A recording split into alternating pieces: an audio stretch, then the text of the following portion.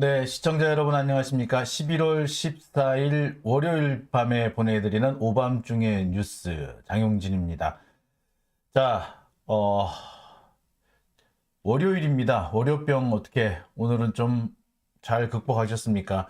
이 희한한 게 정말 주말 동안 잘 지내다가 월요일 날 아침만 되면 왜 그렇게 몸이 찌뿌드둥하고 뭐 만사가 귀찮은지 모르겠어요. 이걸 보고 우리 월요병이라고 그러죠. 근데 이 월요병이라는 것이 또 특이한 것이 월요일 저녁이 되면 또 씻은 듯이 나아지는 특징이 있습니다. 자, 오늘 일요일 저녁, 월요일 저녁이네. 월요일 저녁에 여러분들 찾아뵙습니다. 자, 먼 곳에서 오늘도 많은 분들이 들어와 주셨네요. 베리님 와주셨고요. 소정님 와주셨습니다. 금요일 저녁님 와주셨고요.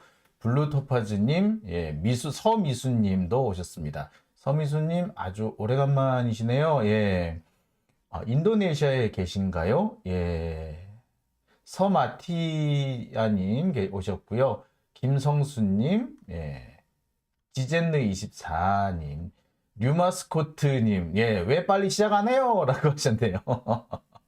예. 디젠느24님, 개청수 방송도 좋지만, 장 기자님 방송 들으러 왔어요. 감사합니다. 예, 안 겹치게 하려고 하는데, 예, 근데, 그게 참 쉽지가 않네요. 제가 늘 이렇게 이 시간에 하다 보니까, 좀 이 시간을 앞당기는 것도 좀 생각을 해 봤어요. 그러니까, 지금 생각으로는 조금 앞당길 수 있으면 앞당기는 방향으로 한번 해 보겠습니다. 예, 아무래도 시청자분들께서 여러 개를 다 볼 수 있으시면 제가 가장 더 좋지 않을까라고 생각이 드네요. 예, 지난 여름님, 저도 왔습니다. 라고 하셨고요. 한에릭님도 오셨네요. 예. 메리님인가요? 마리님이신가요? 예, 안녕하십니까. 자. 우리가 윤석열을 보면서 참 걱정되는 게 있습니다. 국내에 있으면 국내에 있는 대로 걱정이고 외국 나가면 또 외국 나가서 무언 짓을 할지 몰라서 걱정입니다. 이번에 윤석열이 외국에 나간다, 외국 순방을 떠난다라고 했을 때 많은 사람들이 뭐라고 걱정을 했느냐? 아이고 저 모질이 나가서 또 사고 치면 어떡하나? 라고 했었는데, 예. 자기도 알긴 알아봅니다. 지가 나가면 사고 친다는 거. 근데 안 나갈 수도 없고 나가자니 사고 칠 것 같고 사고 치면 비난이 걱정되고 그래서 지금 나온 방법이 예, 꽁꽁 숨기는 게 아닌가라는 생각이 들어요. 기자들도 오지 말라 그러고 MBC 떼놓은 거는 사실 그건 별것도 아닌 것 같아요. 어쩌보면 별것도 아닌 걸 수도 있는 것 같아요. 아예 기자들을 예, 취재를 할 수 있는 곳 근처에 못 오게 하는 기자들을 아예 떼놓고 일을 하는 그런 사례가 종종 그런 사례가 지금 계속 다반사로 벌어지고 있다고 합니다. 이 기자들을 데리고 그 먼 대통령 순방길에 데리고 갔으면 대통령의 그 일거수일투족을 취재를 하는 것이 원칙이잖아요. 아니 뭐 대통령이 어딜 가든 간에 대통령의 일거수일투족은 취재의 영역이 됩니다. 국민의 견제와 감시를 받아야 되는 사람 아닙니까? 그런데 국내에서는 국내대로 꽁꽁 숨기고 해외 나가서는 해외 나가서대로 꽁꽁 숨기고 있는 게 아닌가 생각이 들어요. 그래서 기자들을 아예 떼놓고 뭐 정상회담도 하고 뭐 일정도 하고 그러고 있는 것 같습니다. 기자들한테 뭔가가 공개되면은 자신의 치부나 실수 같은 게 그대로 국민들한테 노출되니까 그 실수를 줄일 생각은 못하니 실수를 줄일 수는 없을 것 같으니 아예 보여주지를 말자, 왕창 보여주지를 말자, 지금 그 작전을 하고 있는 게 아닌가라는 생각이 들어요. 그런데 안 보여준다고 뭐 우리가 모릅니까? 예. 그렇게 꽁꽁 숨기지만 조금씩 삐져 나오는 그 사건들이나 사례들을 보면은 정말 너무 기가 차기 기도 안 차는 그런 얘기들밖에 없는 것 같습니다. 예. 자, 그래서 오늘은 윤석열의 이 동남아 방문, 동남아 순방과 관련돼서 얘기를 좀 해볼까 합니다. 아시다시피 지금 동남아 순방과 관련해가지고 몇 가지 문제가 되고 있는 것이 제일 큰 문제가 지금 아무래도 김건희 있죠. 예, 김건희의 그 빈곤 포르노라는 얘기가 지금 벌써 나오고 있습니다. 빈곤 포르노. 그 캄보디아의 그 가난한 그 심장병 어린이를 대상으로 사실상 일부러 사진을 찍으러 갔다. 아이를 돕겠다라는 생각보다 사진을 찍으러 간 게 아니냐라는 비난 지금 나오고 있습니다. 제가 누가 보더라도 저건 일부러 사진 찍으려고 저러고 있다. 저기까지 갔고 지금 저 행동 역시 저거는 사진을 찍기 위해서 일부러 포즈를 짰구나라는 생각을 지울 수가 없습니다. 예, 뭐 하여튼 뭐 그런 상황을 좀 볼 수가 있고요. 네. 자. 오늘 그 부분 얘기를 좀 해볼까 합니다. 자, 그리고 무엇보다 지금 제일 걱정스러운 거는요. 예, 윤석열이라는 사람이 사태 파악을 잘, 지금 외교, 제일 답답한 게, 이거 좀 뭐라고 말을 못하겠어요. 지금 제가 이 말을 풀어나가야 되는데 도대체 이걸 어떻게, 좀 정제된 말 단어로 풀 수 있을지 참 답답해서 제가 좀 더 말씀을 드리기가 어려운데요.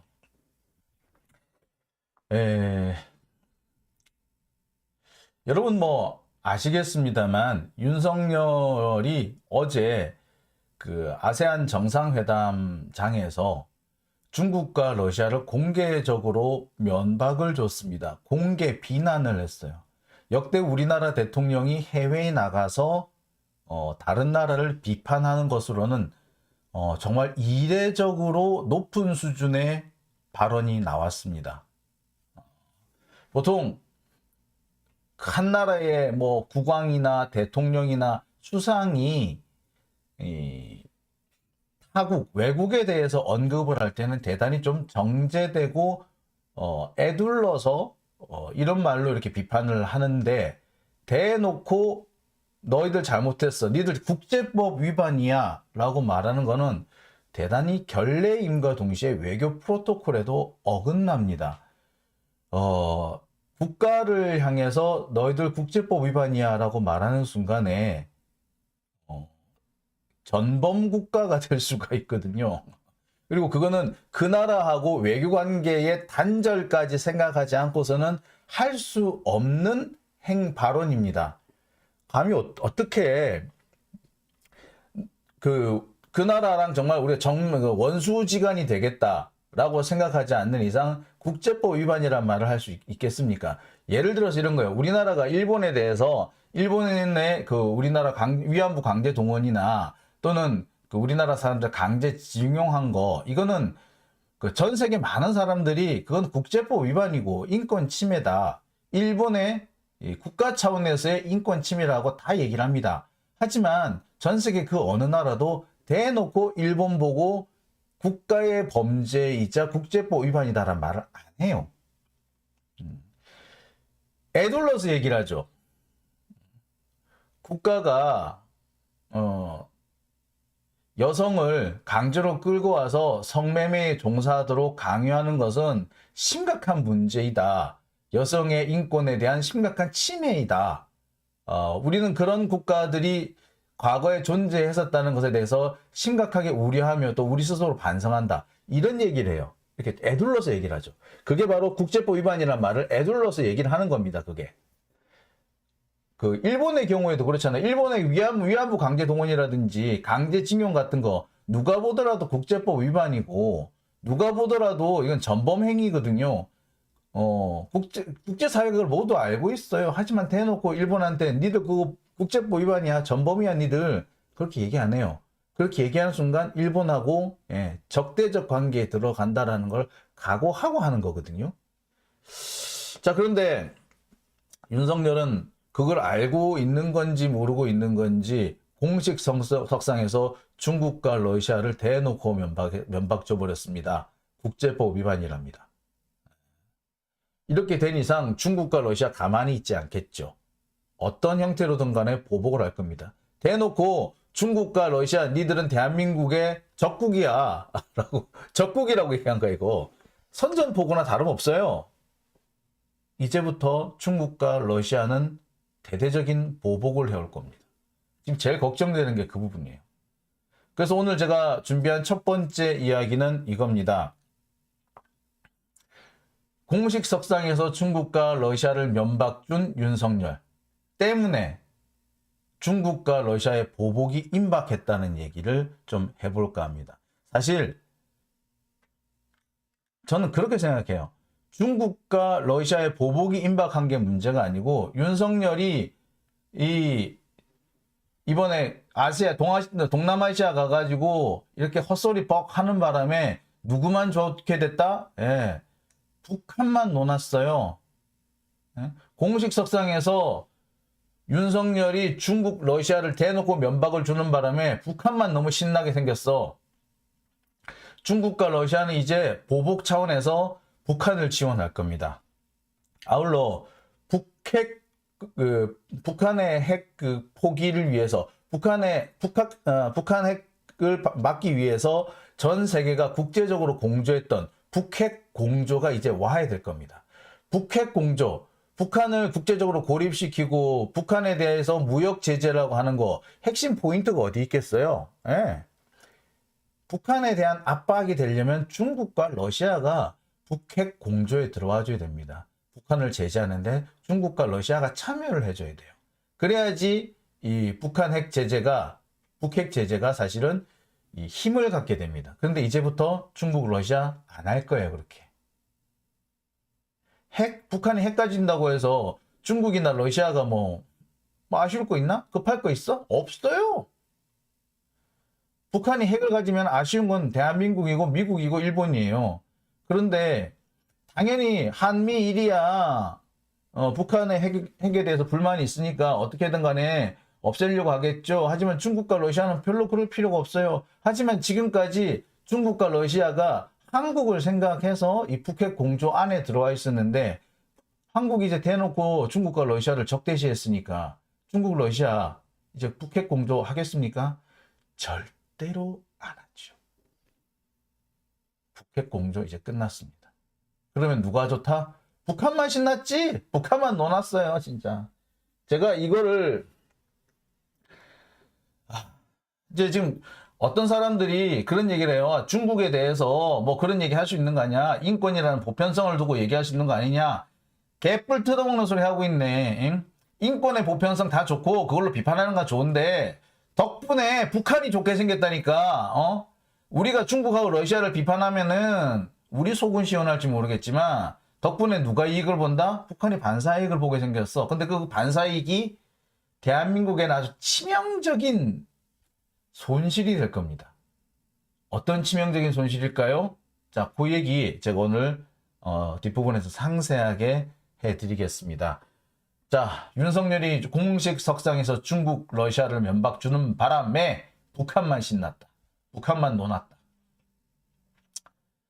자, 그 얘기를 오늘 제가 첫 번째로 준비했습니다. 자, 두 번째 제가 준비한 주제는요. 김건희 얘기를 좀 안 할 수가 없을 것 같아요. 김건희가 캄보디아에 심장병 걸린 뭐 어린아이를 찾아가서 뭐 안아주고 사진 찍고 했다고 지금 말하죠. 글쎄 뭐 오드리 헵번을 흉내를 냈네 어쨌네 뭐 그런 얘기를 하는데 뭐 흉내 내고 싶으면 내라 그래. 뭐 그것도 지가 뭐 할 수 있으면 할 수 있는 거겠죠. 예. 그런데 자, 문제는요.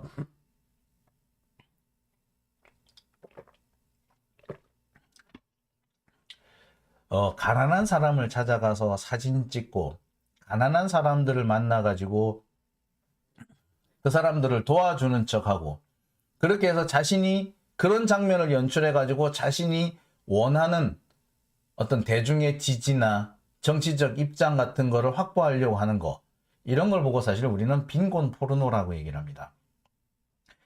한참 쪽방촌, 영등포 쪽방촌에 대한 그 르뽀라든지 취재라든지 뭐 다큐멘터리 이런 게 유행했던 적이 있습니다. 그랬는데 그 유행했던 영등포 쪽방촌에 대한 다큐멘터리 왜 중단되고 이제 더 이상 안 하느냐? 그것이 빈곤 포르노다라는 지적이 있기 때문입니다. 가난하고 가난 때문에 고통받는 사람들, 병마에 시달리는 사람들, 그 사람들의 고통을 너무나도 좀 자극적으로 표현해가지고 그걸로 돈을 벌려고 하는, 그 자극적인 영상으로 돈을 벌려고 하는 그런 것들을 보고 우리가 빈곤 포르노라고 하는데, 특히 가난한 사람을 등장시켜서 정치적인 목적을 달성하려고 하는 것 역시 빈곤 포르노라고 얘기를 합니다. 따라서 정말 약자, 가난한 사람을 돕고 싶다면 조용히 가서 조용히 돕고 오라. 뭐 이런 그런 지적들이 많이 나오죠. 자, 그런데 김건희가 지금 하고 있는 행동은 단순히 빈곤 포르노를 넘어서서 개최국, 이 동아시아 정상회의 개최국인 이 캄보디아의 아픈 곳을 건드린 것이다. 캄보디아가 이런 모습 보여주고 싶겠어요? 캄보디아는 나름 자기들이 이제 좀 성장하려고 되게 노력을 하고 있는 나라인데, 그런 나라가 이렇게 아픈 곳을, 그런 나라의 이 아픈 곳을 대한민국의 그 영부인이 가가지고 사진 찍고 돌아갔다 이러면 사실 캄보디아로서 좀 기분 나쁜 거죠. 자, 예를 들어 이런 겁니다. 지난번 평창 동계올림픽 때 북한의 김여정이 왔죠. 대한민국에 왔죠. 근데 그 김여정이 우리 측이 준비한 일정을 따라가지 않고 갑자기 나 영등포 쪽방촌 한번 가볼래. 그 쪽방촌 가가지고 악수하고 왔다 라고 생각을 해보세요. 얼마나 우리로서는 기분 더럽겠습니까? 딱 그 상황인 거죠. 아픈 곳을 건드린 겁니다. 개최국의 아픈 곳. 그러니 이게 빈곤 포르노라고 비판할 수밖에 없는 거죠. 자, 오늘 제가 준비한 두 번째 이야기는 개최국의 아픈 곳을 건드린 김건희의 빈곤 포르노입니다. 이게 두 번째 주제고요. 자, 세 번째 주제는, 자, 이번에 또 기자들 얘기를 안 할 수가 없을 것 같습니다. 정상회담, 이번에 그 윤석열이 떠난 동남아 순방길은 G20 정상회담과 아세안 정상회담 등이 열리는 곳입니다. 그러니까 핵심은 정상회담입니다. 여기서 각국의 정상들이 모여가지고 뭐 개별 일정을 갖기도 하고 함께 모여서 또 회의 같은 것을 하기도 합니다. 따라서 취재의 핵심, 여기를 따라간 기자들이라면 당연히 정상회담을 취재를 했었어야 합니다. 그런데 기자들이 정상회담장에 못 들어갔다고 하죠. 그러려면 사실 왜 거기까지 갔을까요? 정상회담을 하기 때문에 간 건데 정상회담장에 못 들어가고 대통령실에서 던져주는 자료만 가지고 기사를 쓸 거라면 도대체 거기는 왜 간 걸까요? 이유가 뭘까요? 자, 벌써 그걸 놓고 지금 벌써 비판이 제기될 수밖에 없는 상황이 됐습니다. 정상회담장에 못 들어갔다면 뭐 하려고 거기까지 갔느냐? 라는 비판 나올 수밖에 없겠죠. 자, 그래서 오늘 제가 준비한 세 번째 주제는요. 정상회담장도 못 들어간 기자들, 그러려면 왜 갔어? 라는 얘기를 오늘 세 번째 주제로 좀 해보겠습니다. 자, 태진T님, 후원 감사합니다. 자, 다음 네 번째 주제는요. 국내 얘기로 좀 돌아와 보겠습니다. 오늘 검찰이 박영수 전 특검을 기소했습니다. 아니, 박영수를 검찰이 기소를 해? 야, 윤석열이 지금 드디어 박영수를 버리는 거야? 이런 얘기들이 오늘 벌써 SNS에 떠돌기 시작했습니다. 그런데 여러분, 아닙니다. 검찰이 박영수를 기소한 것은 박영수를 죽이는 게 아니라 사실은 박영수 봐주기를 하고 있다라고 보는 게 더 정확합니다. 아니, 기소를 했는데 봐주기라니요? 뭘 기소했어요? 포르쉐만 기소했어요. 50억 클럽은 빼고. 포르쉐, 이게 뭡니까? 가짜 수산업자를 사칭한 사람이죠. 가짜 수산업자한테 포르쉐를 받았다. 그거를 가지고 기소를 한 겁니다. 근데 진짜 박영수가 저지른 가장 대표적인 의문, 범죄 의혹 뭡니까? 50억 클럽 아닙니까? 대장동 50억 클럽. 근데 대장동에서 50억을 받았다. 김만배한테서 50억을 받았다라는 거는 거의 확정된 사실인데 그걸 무슨 명목으로 받았는지 현재로서는 알 수가 없어요. 근데 지금 여러 가지 지금 의혹은 제기되고 있죠. 부산저축은행이라고 하나요? 부산저축은행에서 그 대출을 받도록 그러니까 대장동 업자들이 대출을 받도록 주선해준 자가 누굽니까? 조우형이라는 사람이죠. 이 조우형이 대검 중수부에 불려가서 조사를 받습니다. 당시 주임검사가 윤석열이었죠. 근데 윤석열하고 커피 한 잔 마시고 와버렸대. 그때 이 조우형의 변호사가 누구였다? 박영수였다. 자, 그러면 그때 조우형을 빼내주고 부산저축은행에서 그 불법 대출을 받은 1200억인가를 계속 종잣돈으로 쓸 수 있도록 해준 그 대가로 50억을 받았나? 의심스럽죠. 근데 이 부분에 대해서는 수사도 안 되고 있고 더 이상 문제 삼고 있지도 않습니다. 50억 클럽 아무도 문제 삼지 않아요. 그리고 뭐만 기소했다? 포르쉐만 기소했어요. 그럼 이건 뭡니까? 사실상 박영수를 봐주게 하는 겁니다. 지금 부산저축은행 사건 이미 공소시효가 끝나갑니다. 공소시효가 이미 다 지나갔다라는 사람도 있어요. 그런데 포르쉐만 기소한다는 건 뭘 말하느냐? 박영수가 기소되기는 했어 라는 식으로 해서 국민의 눈을 속이겠다는 거죠. 박영수를 전혀 아무것도 기소 안 하고 넘어갈 수는 없으니까 이걸로 기소하는 척하고 진짜 중요한 거 핵심을 빼준 겁니다. 자, 그러면 검찰의 박영수 봐주기 맞나요? 그죠? 자, 오늘 이 네 번째 주제는 검찰의 박영수 봐주기입니다. 자, 오늘 이렇게 네 가지 주제를 준비했는데요. 오늘 그러면 이 얘기로 시작을 해볼까 합니다. 자, 지금부터 시작할게요.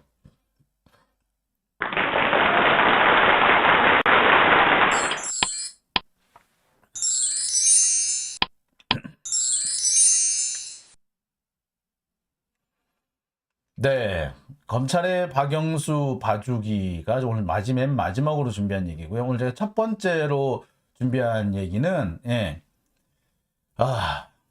공식 석상에서 중국과 러시아를 면박준 윤석열 때문에 북한만 논았다. 이 얘기를 좀 해봐야 될 것 같습니다. 중국 공식 석상에서 중러 면박준 결국 북한만 신났다. 중국, 러시아 이제부터 북한 지원, 북핵 공조 와해. 이게 제가 오늘 준비한 첫 번째 주제입니다.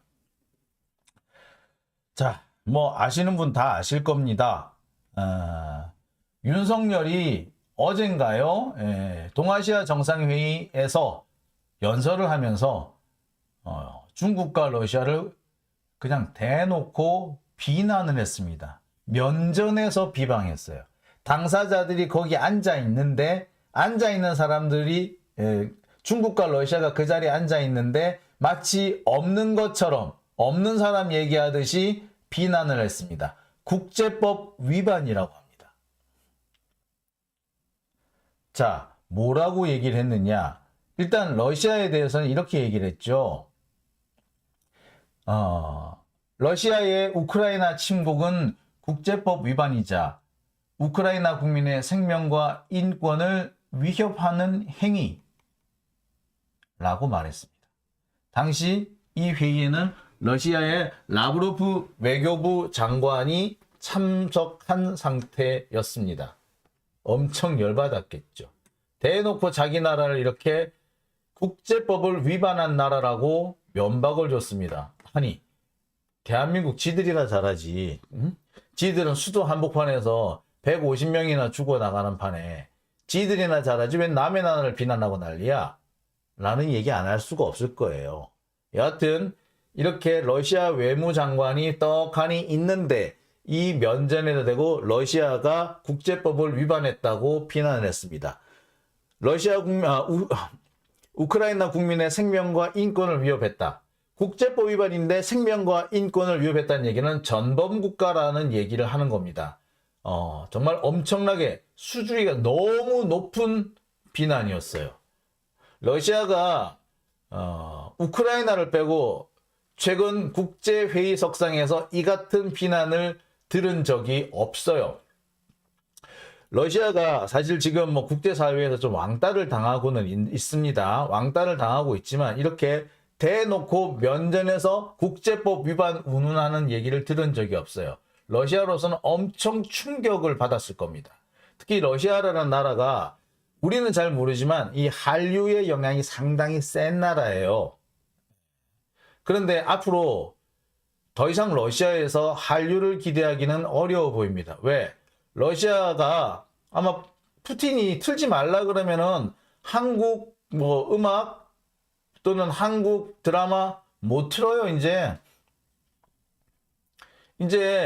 러시아 쪽에서 우리나라로 유입되는 이런 관광 수익이 상당히 많았는데 그 수익 대부분이 중단되게 생겼습니다. 러시아 지금 대단히 불쾌해하고 있을 거예요. 부글부글 끓고 있을 겁니다. 아니 그뿐입니까? 최근에 우리나라가 미국을 거쳐서 우크라이나에 155mm 야포탄을 공급한 것이 알려졌죠. 그것 때문에 푸틴이 보복을 하겠다고 공언을 한 상태입니다. 근데 이렇게 대놓고 욕까지 했으니까 대놓고 면전에다가 대가 욕을 했으니까 이제 러시아의 보복은 기정사실입니다. 자, 중국한테는 또 뭐라고 얘기를 했나? 남중국해 문제를 거론했어요. 남중국해에서 항행의 자유를 보장을 해야 한다. 긴장 고조 행위를 하지 말아야 한다. 남중국해에서 항행의 자유. 항행의 자유라는 게 지금 미국이 펼치고 있는 군사작전 이름이죠. 항행의 자유를 보장해야 한다라는 얘기는 뭐 말인다? 대놓고 우리는 미국 편을 들 테니까 중국 니들이 나빠! 이제 이렇게 얘기를 하는 겁니다. 그러면서 니들이 나쁜 놈이니까 긴장 고조 행위 하지 마. 항행의 자유를 보장을 해야 되는데 니들이 항행의 자유를 제한하고 있으니까 니들이 하고 있는 그 긴장 고조 행위, 즉 중국의 군사 행위 중단하라는 얘기인 거예요. 근데 여러분 이 남중국해 문제의 최초 발단이 사실은 뭔 줄 아십니까? 실은요 일본의 이 조오도 사건입니다.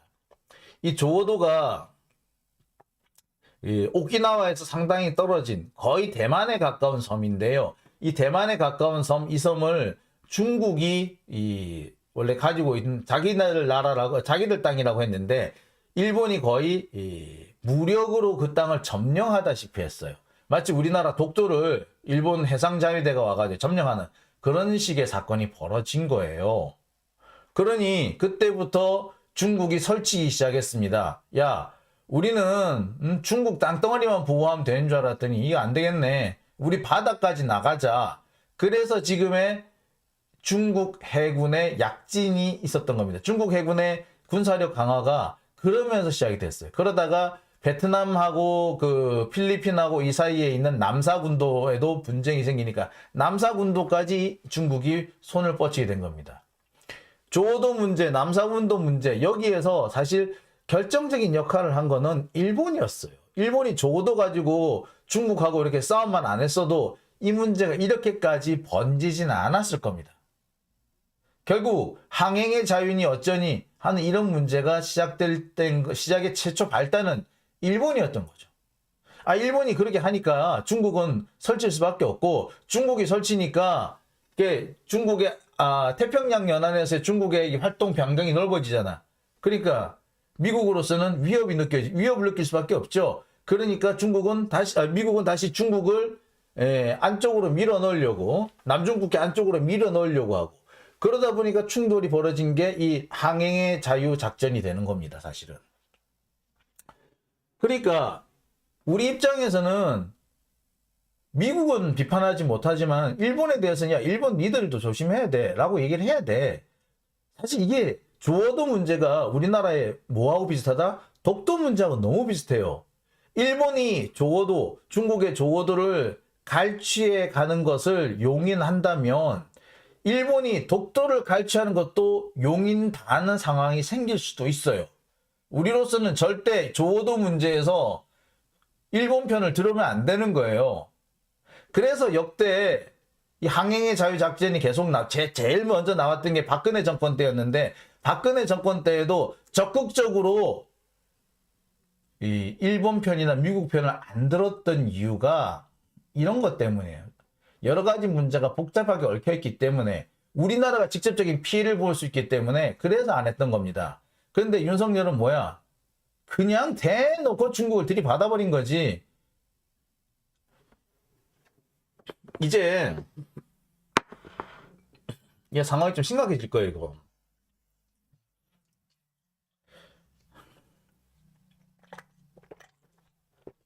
시작은 일본인데 엉뚱하게 중국만 가지고 시비를 걸었으니 중국으로서는 칼을 갈 수밖에 없습니다. 더군다나 중국이 그 박근혜 정권 때 그 사드 때문에 있었던 한한령, 이 한한령 그거 아직까지 안 풀었거든요.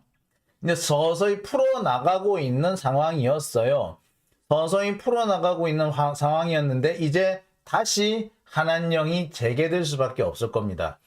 이번 한한령은 어디까지 갈 것이냐? 중국에 투자하고 있는 우리나라 기업들 대부분이 피해를 입을 수밖에 없는 상황이 될 거예요. 중국에 가 있는 우리나라 기업들 대부분 피해를 볼 겁니다. 피해가 클 수밖에 없어요. 제가 볼 때 상당히 큰 피해를 볼 겁니다. 많은 기업들이 중국에서 철수를 해야 될 거예요. 근데 철수를 할 수만 있으면 다행인데, 그래서 중국에 투자했던 돈 좀 회수하고 철수하면은 다행인데, 문제는 중국에 투자한 돈을 회수하기가 어려울 수도 있다는 겁니다. 중국이 자기 나라에 들어와 있는 돈 빼나가는 거 허용해 주겠어? 안 해주는 거죠. 자, 이거 진짜 심각한 문제가 되는 겁니다.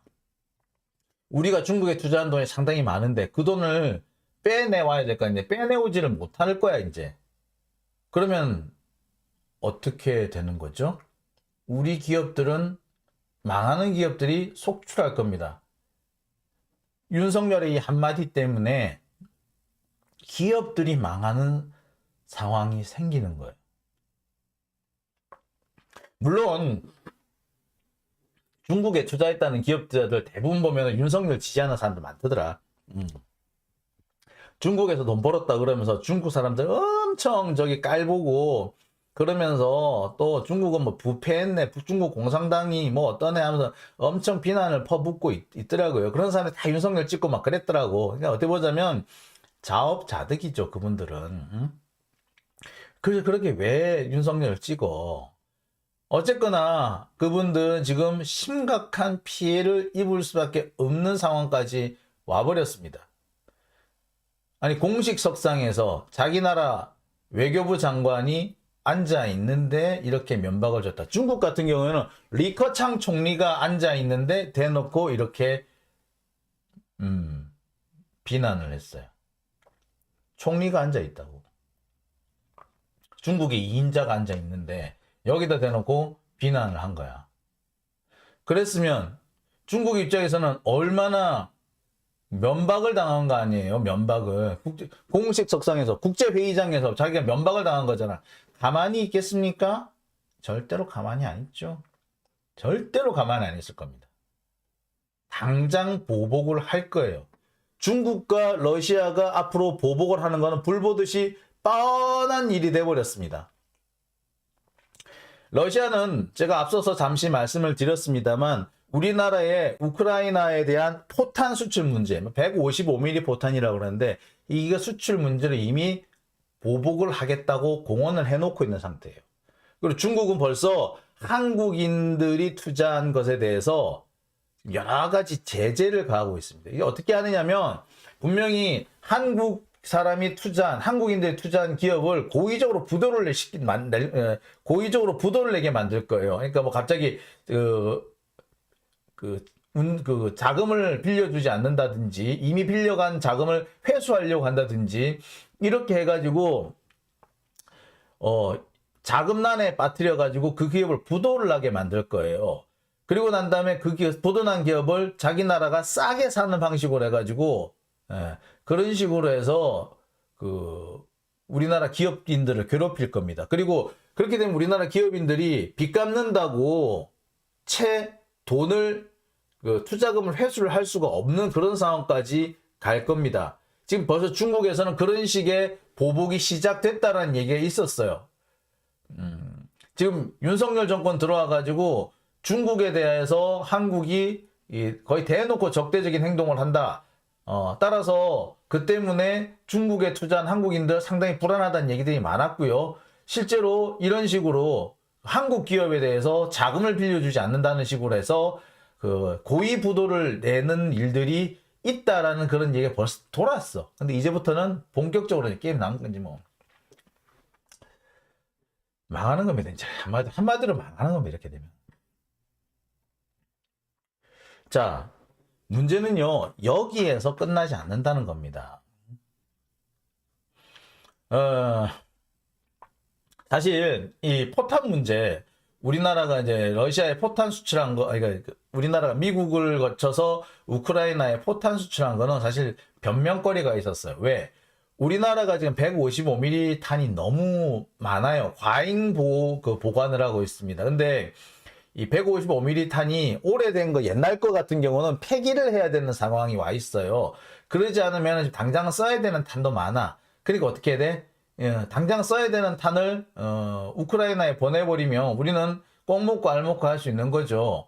그러니까 우리는 다 폐기되는 탄이라서 우리는 쓰레기 처리한 거야. 폐기물 처리한 거야. 이런 식으로 하면 사실 좀 러시아를 좀 누그러뜨릴 수도 있는 문제였어요. 그리고 왜냐? 그 155mm 포탄 대부분이, 오래된 포탄 대부분이 어디서 온 거다? 미국에서 왔어요. 미국의 원조 물자로 온 것도 있어. 미국이 한국군의 현대화를 위해서 무상 지원한 것도 있어. 근데 지금까지 우리가 안 썼어. 그런데 이걸 폐기하려고 그래. 폐기는 그럼 어떻게 해야 돼? 예. 그러니까 미국 입장에서는 야, 그거 폐기할 거면 우리 줘. 우리 저기 우크라이나 주게. 안 줄 수 있어? 줄 수밖에 없는 거지. 그런 식으로 해가지고 러시아를 달랠 수가 있었어요. 우리가 할 수 있는 변명이 있었어. 근데 이제 그 변명이 불가능하게 된 거죠. 그 다음에는 중국 문제예요. 문재인 대통령이 처음 들어가서 중국 방문했죠. 근데 중국이 뭡니까, 저기 처음에 문재인 대통령 엄청나게 홀대했었잖아. 왜 그랬겠어요? 원래 중국이라는 데가 자기들이 뭔가를 얻을 게 있을 때 상대국 정상을 불러다 놓고 처음에 엄청 홀대를 합니다. 러시아랑 중국의 그 외교상의 특징이야. 불러다 놓고 홀대하는 거. 그리고 하루나 이틀 홀대해 놓고 갑자기 3일째쯤에 갑자기 막 엄청 잘해줘. 그걸 가기 전에 엄청나게 막 쏟아 부어주고 막 그래. 그러면 사람들이 뭐 정신 하나도 없잖아? 그러는 와중에서 회담 성과를 내기 위해서 어떤 서류를 내미는 거야. 그렇게 되면 되게 회담이 잘 풀린대요. 지금까지 그래서 중국과 러시아가 대체로 그런 방식을 써가지고 회담을 성공적으로 이끈 사례가 꽤 많대요.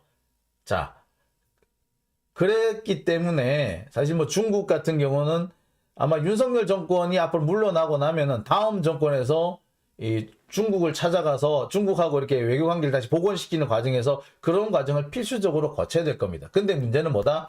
이렇게 대놓고 그 현장에서 면박을 줘버렸기 때문에 다음 정권한테 엄청 부담이 생겼어요. 윤석열 정권이 뭐 천년만년 가지는 않을 거 아니에요. 그리고 중국과 언제나 이렇게 사이가 나쁘게 앙앙대고 살 수는 없을 거예요. 근데 회복을 시킬 때 엄청나게 우리가 면박을 당할 가능성이 높아졌어요. 중국은 그건 당한 만큼 갚아준단 말이에요. 자, 그런데 제가 지금까지 말씀드린 이런 내용들은요, 제가 무슨 얘기를 하냐면 지금까지 벌어졌던 여러 가지 일들은 이렇게 몇 가지 뭐 좀 우리가 좀 고려사항을 좀 잘 해결을 하면은 회복될 수도 있는 상황이었다는 건데, 문제는 앞으로 중국과 러시아가 보복에 들어가게 되면 회복하기 어려운 단계로 가버린다는 거. 그리고 대한민국에 치명적인 손실이 발생할 수 있다. 그 얘기를 좀 하고 싶어요. 왜? 중국하고 러시아 앞으로 어떻게 할까요? 대한민국에 어떤 보복을 할까요? 제일 좋은 거는 북한을 이용하는 거겠죠. 아마 중국이나 러시아, 북한에 무기를 공급을 할 겁니다.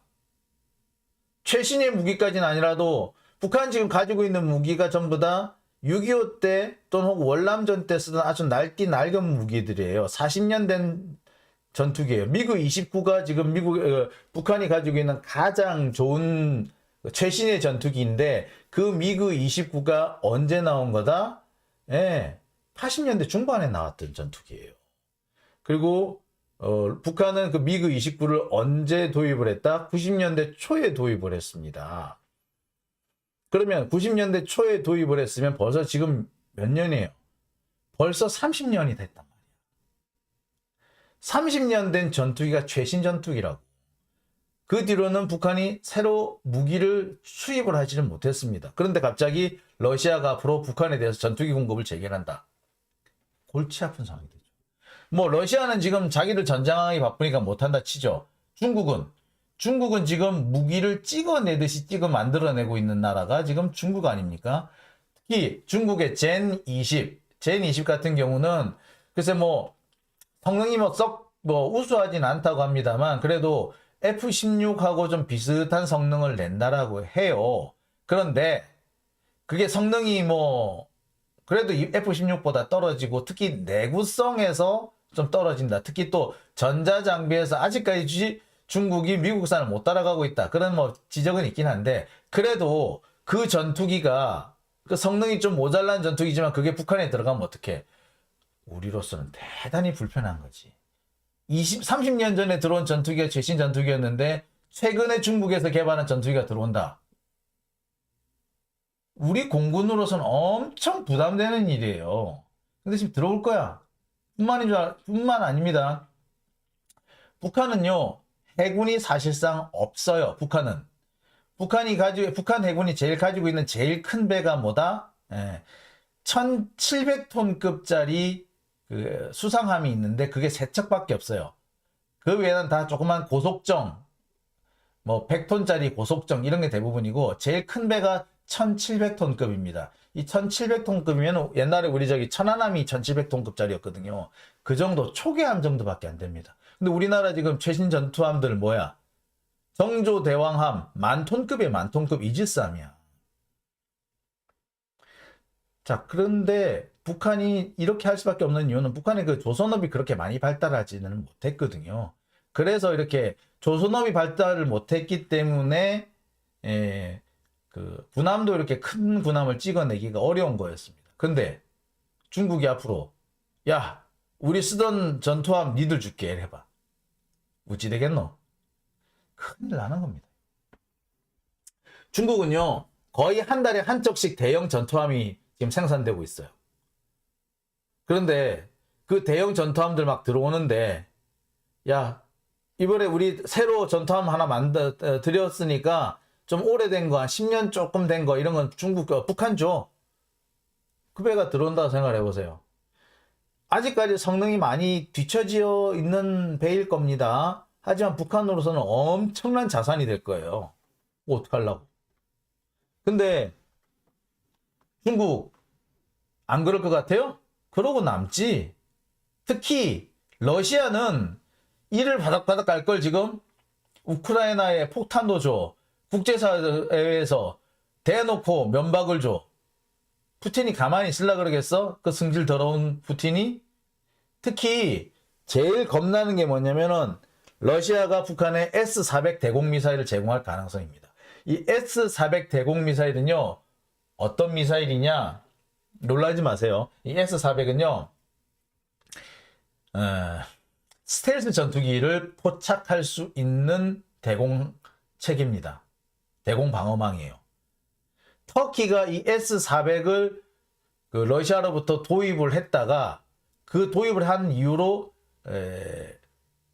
터키가 그 러시아로부터 S-400 그 대공 미사일을 사들였는데 이거 사들이는 바람에 미국이 야, 니들 그거 다시 러시아에 안 돌려주면은 니들한테 팔기로 한 F-35 안 팔 거야. 그렇게 됐어요. 원래 터키가 러시아로부터는 S-400 대공 미사일을, 미국으로부터는 F-35 스텔스 전투기를 사기로 했는데 미국이 나중에 이걸 알았어. 어떻게 됐다? 야, 니들 그거 사면은 우리 그거 안 팔어. F-35 안 팔어. 이래버렸던 거예요.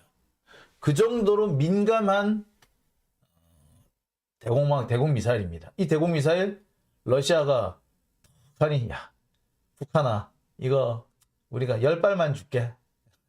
해봐. 하잖아요. 평양을 지키는데 필요할 것 같으니 한 몇 개만 줄게. 그러면요 F-35가 사실 무력화돼요.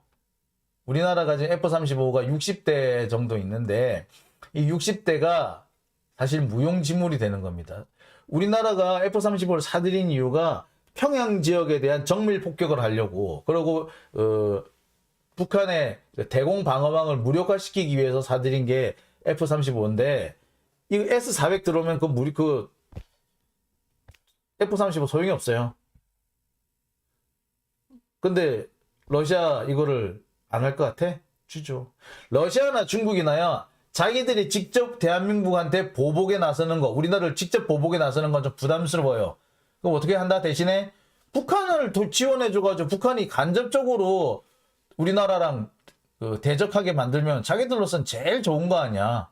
자, 중국이나 러시아 앞으로 그런 방법을 써서 북한을 이용해서 대한민국을 견제하고 괴롭히는 방법을 쓸 겁니다. 당연히 쓸 거예요.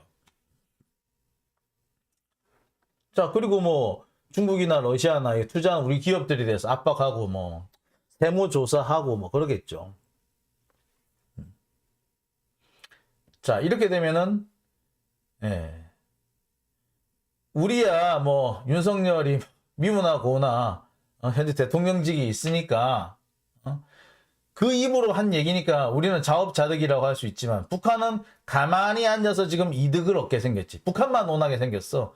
결국 피해는 대한민국 국민이 고스란히 질 겁니다. 진짜 우리나라 안보가 엄청나게 위협을 받게 됐어요.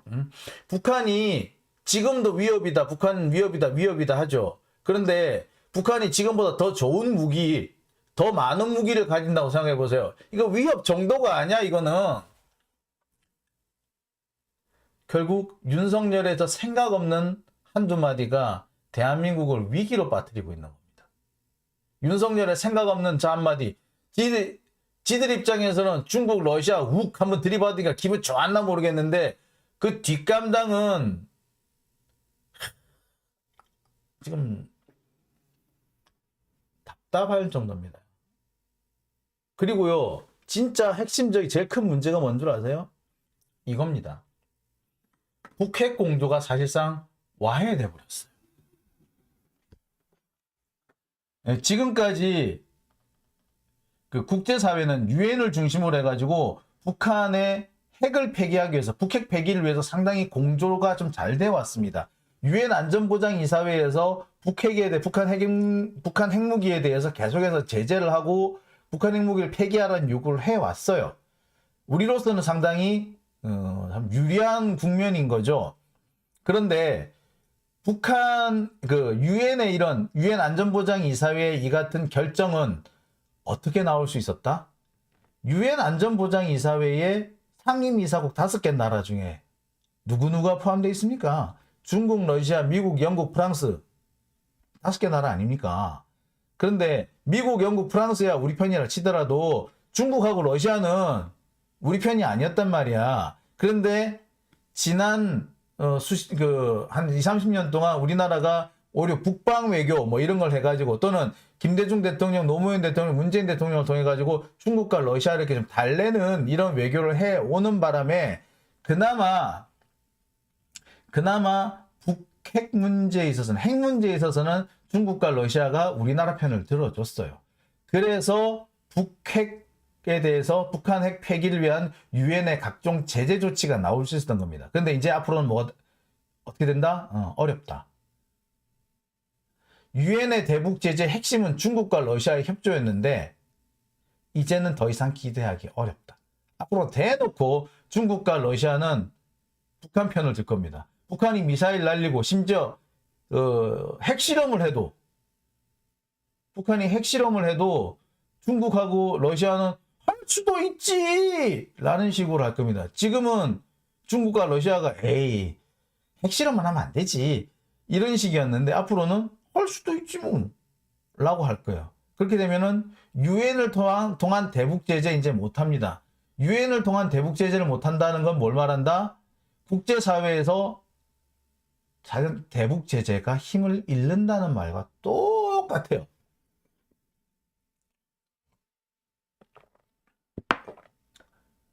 이게 제일 큰 손실입니다. 왜 지금까지 우리나라가 중국 상당히 좀 불만스러움에도 중국 때문에 되게 스트레스를 많이 받음에도 그래도 중국을 신경을 쓸 수밖에 없었느냐? 북한 핵 문제 때문에.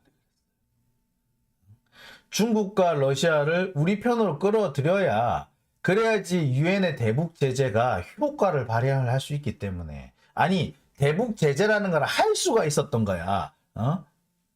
유엔 안보리에서 이게 결정이 나와줘야 되는데 러시아하고 중국이 상임 이상국이라서 거부권 행사해버리면 못하잖아요. 그런데 앞으로는 얘네들이 이제 대놓고 북한 편을 틀어들게 될 거예요. 대북 제재 못한다고 봐도 과언 아니에요. 북한이 핵 실험을 하더라도 대북 제재 못할 겁니다. 이제 북한은 이제부터 대놓고 핵 실험 할란지는 몰라.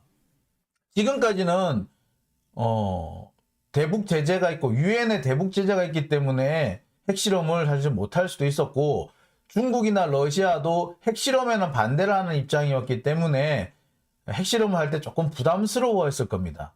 그런데 앞으로 중국과 러시아가 대놓고 북한 편을 드는 상황이 되면은 북한 아마 마음대로 핵실험 하려고 들걸요. 이번에 뭐 한 대다가 뭐 못하게 된 핵실험 앞으로는 할걸요.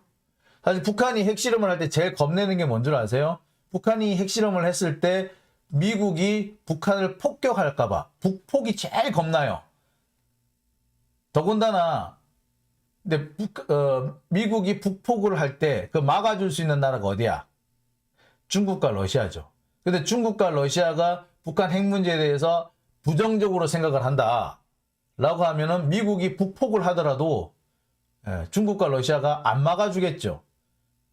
근데 앞으로는 미국이 북한을 폭격한다. 그럼 중국하고 러시아가 대대적으로 난리를 칠 거예요. 대놓고 중국과 러시아가 북한을 보호하려 들 겁니다. 그러면은 미국 입장에서는 북한을 무력으로 제압할 수 있는 카드 하나를 잃는 거예요. 여하튼 북한은 이제 녹아났다. 무기, 무역, 외교 모든 측면에서 한국이 실수하는 바람에 윤석열이 실수하는 바람에 어부지리를 얻었다. 중국과 러시아 이제 대놓고 한국을 연맥이기 위해서라도 북한을 도와줄 거다. 이 치명적인 얘기예요.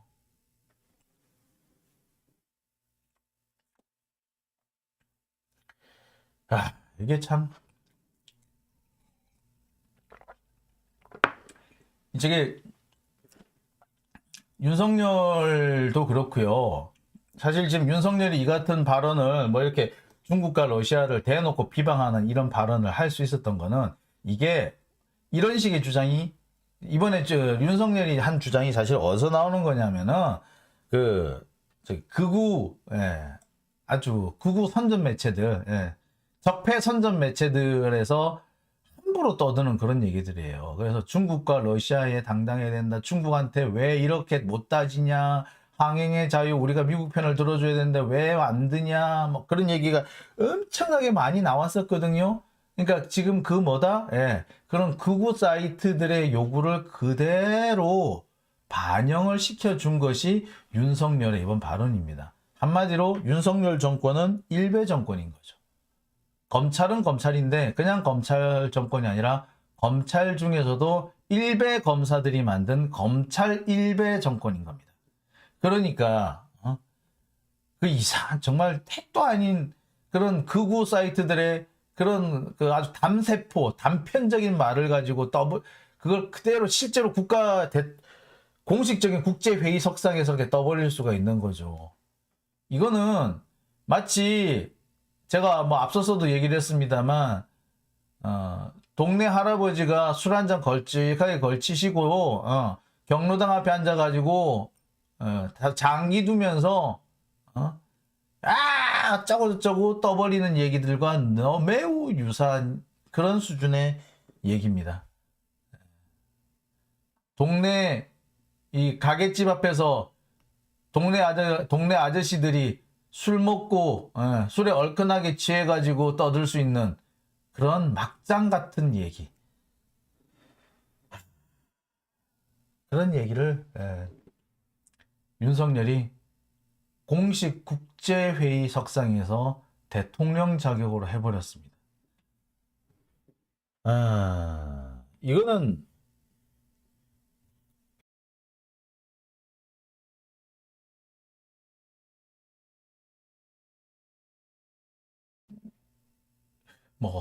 이걸 뭐 무면허 운전이라고 해야 되나요? 마치 윤석열은 무면허 운전을 하는 사람 같습니다. 면허가 있는 줄 알았는데 알고 봤더니 면허가 없는, 운전도 할 줄 모르는 뭐 그런 사람? 정말 나라를 운영할 수 있는 능력이나 준비가 전혀 안 된 사람, 시정 잡배들의 감상적이고 전혀 준비 안 된 그런 얘기들을 함부로 국제사회에 나가서 떠들 수 있는, 말 그대로 무대뽀인 사람이 아닌가 생각이 드네요. 사문난정님, 지금이 딱 부한말 때 상황과 똑같아요. 웬즈데이님 말이 안 나와. 한에릭님, 저렇게 무식한 인간이 서울대 어디 들어갔지? 예, 서울대 이때만 해도 달달달 잘 외워도 들어갔어요. 그러니까 지금 우리나라 교육제도의 문제를 가장 잘 드러내는 사람이 윤석열이라고 보면 돼요. 서울대 법대 우리나라에서 제일 점수 높은 학교에 들어갔죠. 그런데 알고 봤더니 정말 무식한 거야. 저렇게 무식해도 그런 좋은 대학에 들어갈 수 있다. 그건 뭐다? 대한민국 교육제도가 엄청나게 구멍이 뻥 뚫려 있다는 얘기인 거죠. 송체리팜님, 무면허 플러스 음주운전. 네, 맞는 얘기 같아요. 보수 언론, 보수 유튜브 메시지 보면 답이 나와요. 무슨 스와핑만이 해결책이라는 식으로 얘기하거든요. 예, 여기서 말하는 스와핑이라는 거는요, 자꾸 이렇게 오해를 하시는 분이 있을 것 같아서 제가 설명드릴게요. 통화 스와핑을 말합니다. 통화 스왑. 그러니까 우리나라 한국은행이 발행한 그 원화하고 미국의 연방 그 준비제도 이사회에서 발행한 달러하고를 서로 이렇게 맞교환하는 겁니다. 그럼 우리나라는 이게 뭐가 됩니까? 갑자기 외환 보유가 확 늘겠죠. 미국은 미국대로 외환 보유가 늘죠. 그 다음에 또 원화를 가지고 있기 때문에 미국에서 원화를 가지고 있기 때문에 이 원화를 풀면은 언제든지 달러화를 회수할 수 있죠. 그러니까 미국으로서는 이 달러화의 과잉 공급을 언제든지 통제할 수 있는 장치가 생기기 때문에 이 통화 스와프가 그래서 논의는 됐어요. 근데 딱 듣기에도 누구한테 결정적으로 유리하다, 일방적으로 유리하다? 예, 우리나라한테 너무 유리해. 미국이 그런 짓을 할 것 같아? 절대 안 해. 예. 미국이 그만한 뭔가를 얻어야만이 대한민국에 줄 수 있는 거예요. 통화 스왑이라는 건. 절대 우리 마음대로 통화 스왑 한다고 통화 스왑 해줄 애들이 아니야. 예? 지금 윤석열이 이번에 그 정상회 동아시아 정상회의에 가가지고 떠든 이 얘기, 정말 우리가 미국의 선봉대가 되겠습니다. 우리가 미국의 앞잡이가 되어드리겠습니다. 나팔수가 되어드리겠습니다. 라고 선포한 것과 똑같은 상황이거든요. 결국에 아마도 그 통화 스왑, 한미 통화 스왑을 어떻게 좀 따내 보려고 저러는 것 같아. 지금 아까 여기 우리 데빌 조님이 하신 이 말씀이 사실 그거예요. 통화 스와프만이 해결책이다라고 떠들었으면 통화수합말을 얻어내기 위해서 우리가 줄 수 있는 건 다 줘야 된다. 이런 식으로 얘기를 하거든요. 통화수합을 따기 위해서 뭔 짓을 못하겠느냐 이런 얘기도 하는 모양이더라고. 그러니 지금 이렇게 윤석열이 저렇게 정말 앞뒤도 도대체 생각이 있나 싶을 정도로 이렇게 함부로 날뛰는 저 행동? 예. 실은 통화수합을 따내기 위해서 저 난리를 치는 거다라고 하면 어떻게 보면은 이해는 좀 되죠. 그랬구나 정도는 되긴 하는데 사실 통화수합 잘 되기도 어렵고요. 통화수합을 위해서 이렇게 쌩 난리를 쳐가지고 앞으로 대한민국이 잃을 게 너무 많아요. 통화수합 이건 지금 정말 일시적으로 우리나라의 외환위기, 지금 이제 외환위기를 조금 겪고 있는데 이 외환위기를 극복할 수 있는 상황이 될 수는 있을지 모르겠지만 두고두고 대한민국의 국익을 해치는 일이 되는 겁니다. 통화수합 체결하고 북한에 무기 들어가는데 그러면은 여러분 뭘 선택하시겠어요? 우리나라가 통화수합 한다고 그거 얻어내려고 이 난리를 치는 동안에 중국과 러시아가 북한에 무기를 공급해주는 그런 상황이 됐어. 이건 뭡니까? 아랫돌 빼서 윗돌 괴는 것밖에 안 되는 거예요. 남북 간의 긴장이 고조되고, 근데 지금은 북한이 일방적으로 군사력이 열세인 상태에도 미사일하고 핵무기 가지고 이렇게 남한을 흔들 수가 있는데, 여기에 더 나아진 최신 전투기와 함정을 가지고 있는 북한이 나온다고 생각을 해보세요. 남북 간의 긴장, 이건 장난 수준이 아니에요. 이젠 더 이상 그 과거와는 비교가 될 수가 되지 않는 그런 어마무시한 상황이 될 거예요. 그거 어떡하려고? 통화수합 해가지고 그런 상황 오면은 잠시에 그 외환위기는 극복할지 모르겠지만 아주 두고두고 군사적으로 매우 강력해진 북한이라는 골치 아픈 상대를 우리가 대적해야 되는데 그거는 우리가 또 손해보는 거 아닙니까? 통화수합 가지고 참만 설명 한번 하면 김광현 일본이 제일 바라는 건 우리나라에서의 전쟁이 아닐까라는 생각이 듭니다. 그렇죠. 예.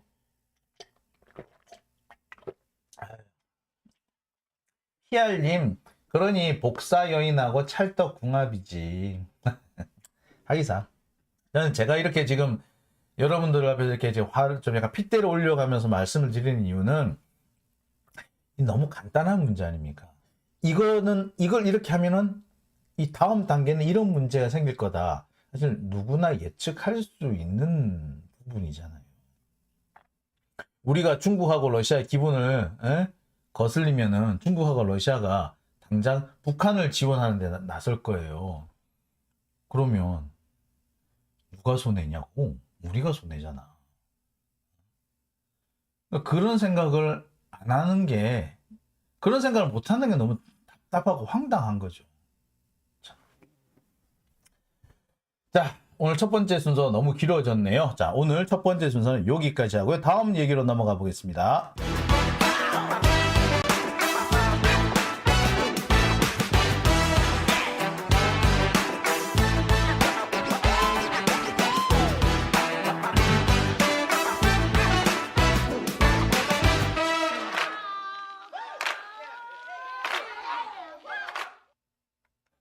네, 두 번째 이야기로 넘어가 봅니다. 개최국의 아픈 곳을 건드린 빈곤 포르노. 자,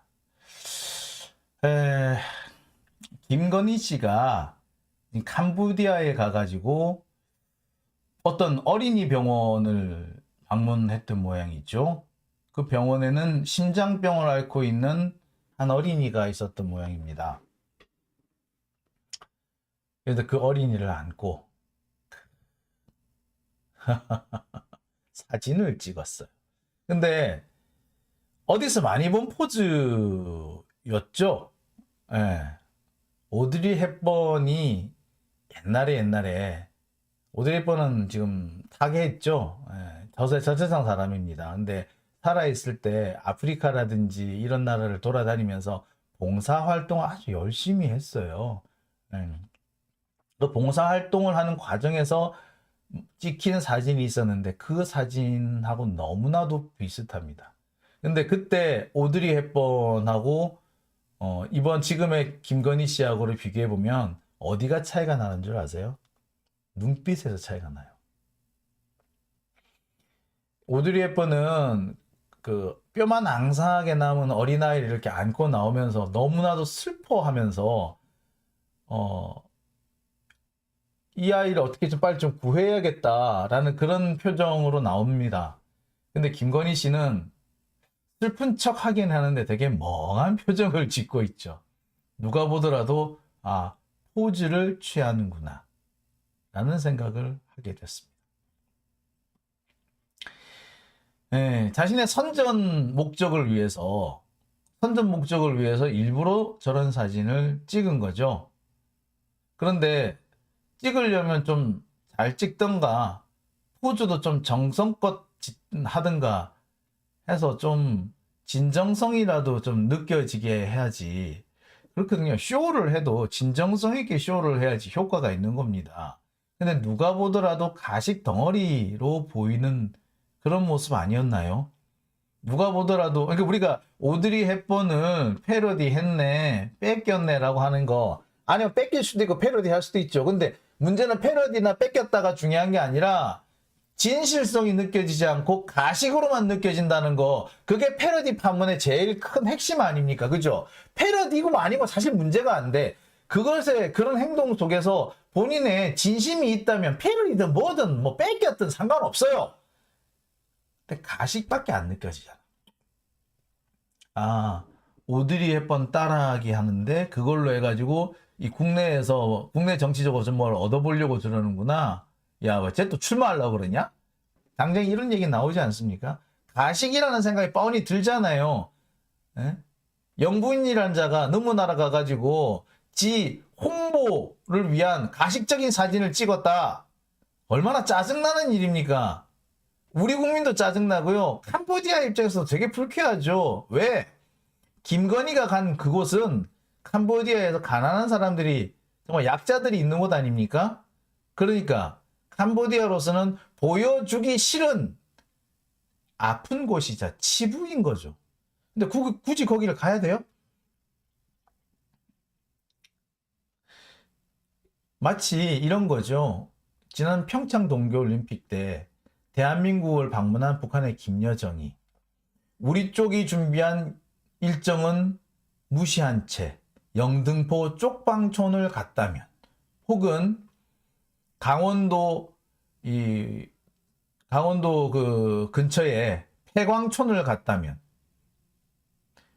우리 얼마나 기분 나빴을까요? 그 상황을 생각해보면 너무나 정확한 거 아닙니까? 그죠?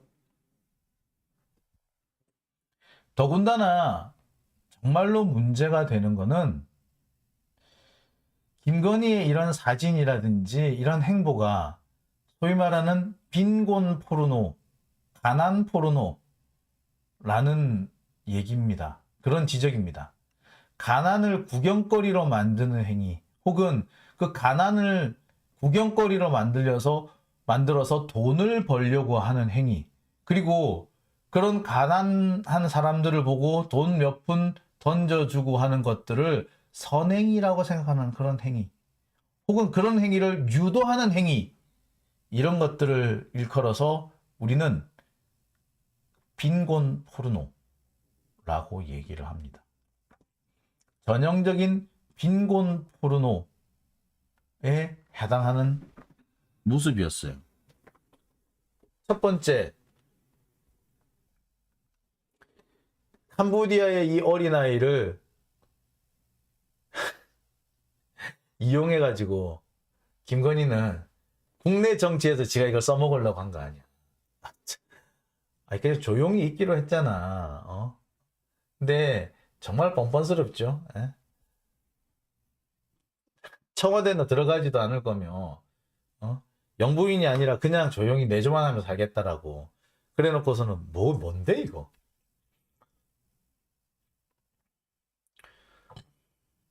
남의 가난을 이용해서 자신의 정치적 목적을 달성하려고 하는 행위. 이거 역시도 빈곤 포르노라고 하겠죠. 원래 빈곤 포르노라는 건 뭐냐면 이 가난한 사람들을 사진으로 찍거나 영상으로 만들고 혹은 방송 프로그램 동영상으로 만들어 가지고 그런 것들을 보여줌으로써 돈을 벌려고 하는 행위, 이런 걸 빈곤 포르노라고 합니다. 특히 무슨 국제 구호업체, 국제 구호 단체를 표방하는 몇몇 뭐 단체들이 이렇게 현장에 아주 참혹한 장면을 방송에 반복적으로 내보냄으로써 모금 실적을 좀 제고시키려는 모금 실적을 높이려고 하는 그런 수단으로 쓰이기도 합니다. 그래서 그걸 보고 빈곤 포르노라고 했어요. 유니세프인가요? 한때 그게 되게 비판이 많았습니다. 카야는 이 난민 보호소에서 지내고 있습니다. 그렇지만 부모님은 함께 계시지 않습니다. 부모님은 카야와 함께 피난을 가다가 포탄에 맞아 죽었습니다. 이렇게 되게 참혹한 얘기잖아요. 그런 가난하고 고통받고 그 약자 그런 사람들의 사연을 이용해 가지고 돈을 끌어내려고 하는 그런 행위들을 보고 빈곤 포르노라고 얘기를 합니다. 이거는 그 당사자들에 대한 인권 침해로 지금 받아들여지고 있어요. 우리나라에서는 한참 영등포 쪽방촌에 대해서 이렇게 다큐멘터리가 많이 찍었잖아요. 그게 처음에는 되게 충격적이고 사람들한테 이렇게 울림이 있는 그런 얘기였는데 어느 순간부터는 그게 그런 식으로 가난한 사람들을 자꾸 보여줘가지고 그런 거에 그게 돈벌이 수단으로 전락됐다라고 해서 그걸 빈곤 포르노라고 얘기를 합니다. 그래서 더 이상 그런 것도 이제 찍지 말자 이렇게 얘기를 하고 있어요. 그래서 우리나라는 지금 쪽방촌, 영등포 쪽방촌 관련된 다큐멘터리가 싹 사라진 이유가 다 그런 이유 때문에 사라진 거예요, 사실은. 자, 그런데 우리나라에선 하지 말자고 하는 이런 행위를 영부인이라는 사람이 남의 나라 방문해가지고 그 나라의 가장 아픈 데를 이용해가지고 써먹었어. 이거는 상대국에 대한 예의가 아닌 거죠.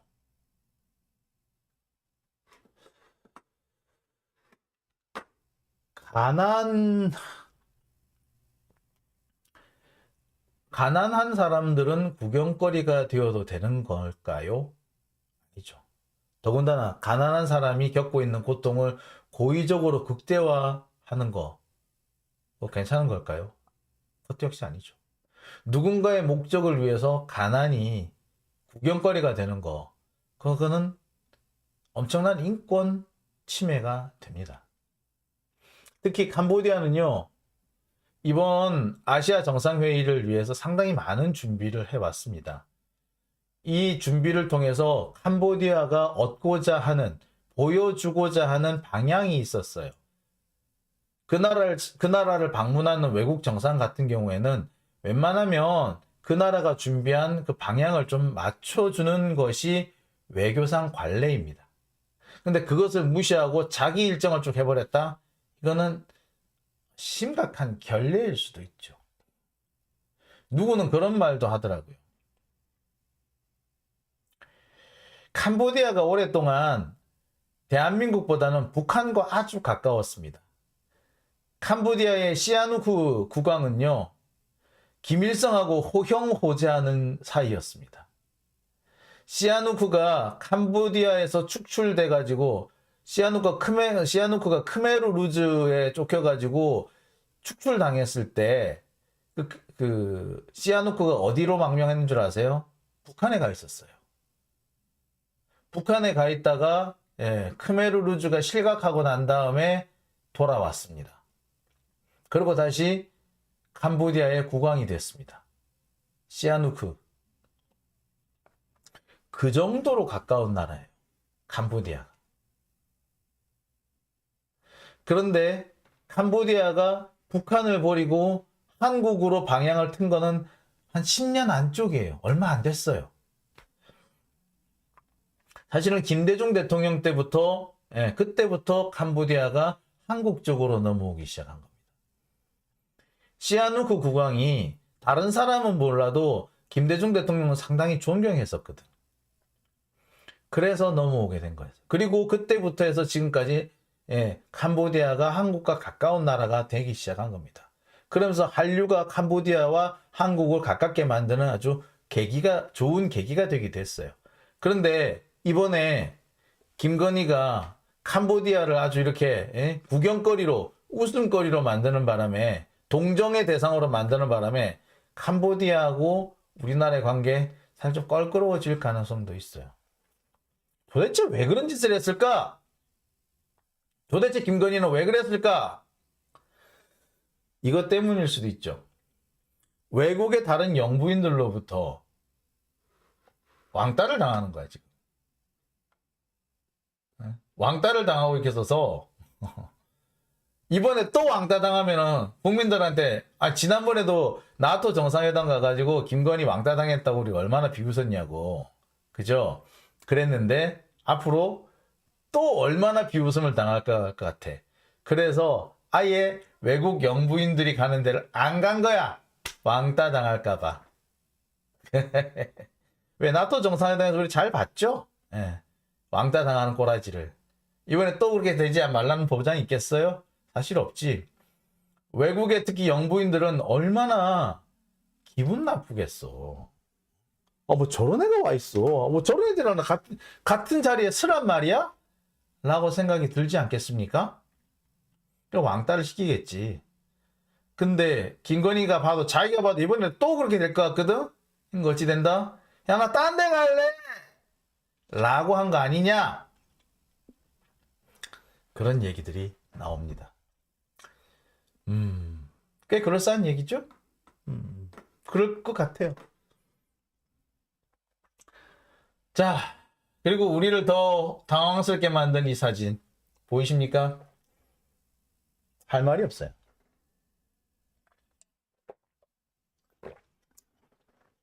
이런 장면을 제가 본 적이 없어요. 역대.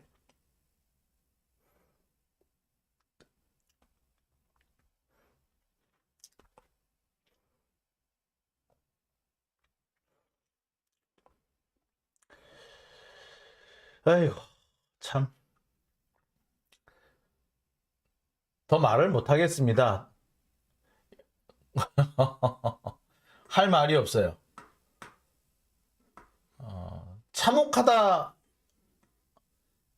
라는 생각도 들고요. 아유, 그래. 3살 버릇 80까지 간다더니 라는 생각도 듭니다. 할 말이 없습니다.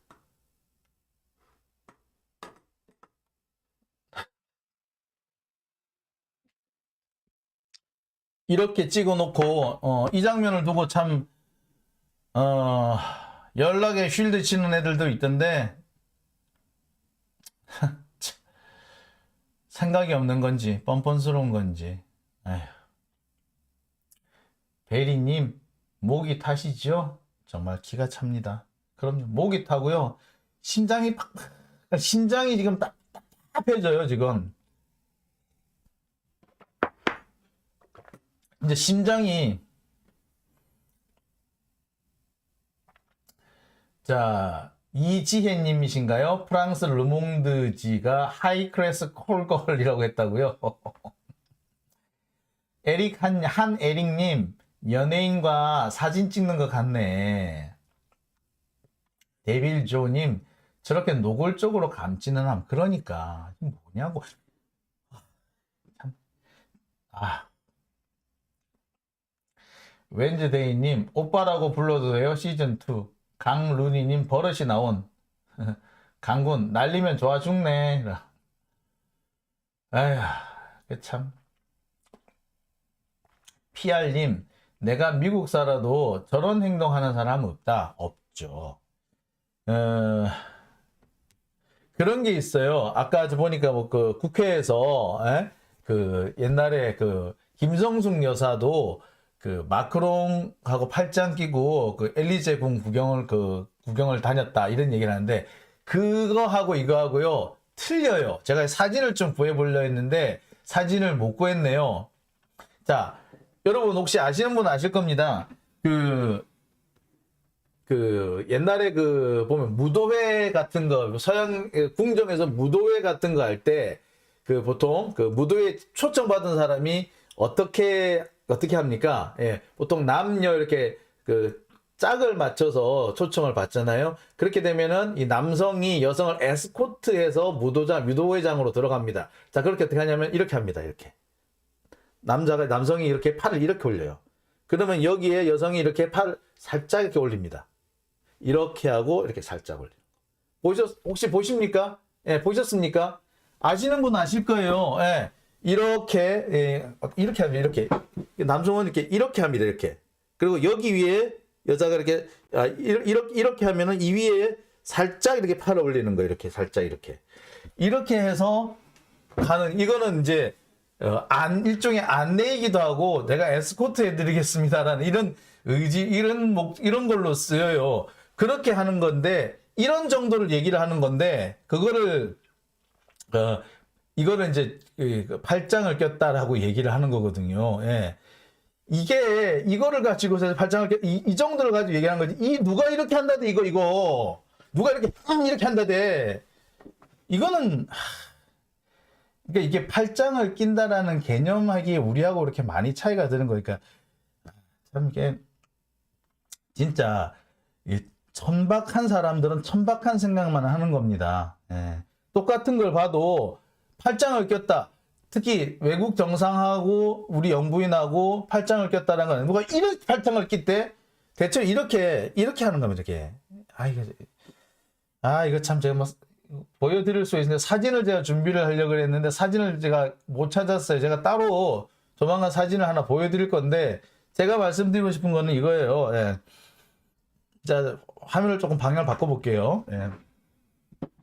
보통 이렇게 되거든요. 이렇게 해가지고 이렇게 여성을 이렇게 간다고 치죠. 그러면은 이렇게 합니다. 이렇게 약간 이런 식으로 이렇게 하고 이 위에다가 이렇게 손을 이렇게 살짝 올리는 수준. 이거를 이런 식으로 해서 무도회에 많이 간단 말이에요. 이렇게 해서 이렇게 입장을 하거든요. 이렇게. 그러니까 막 여성분들 요고 다닐 때 아마 이런 글쎄 이렇게 춤 배운 건 이런 춤도 아마 배우는 걸로 알고 있거든요.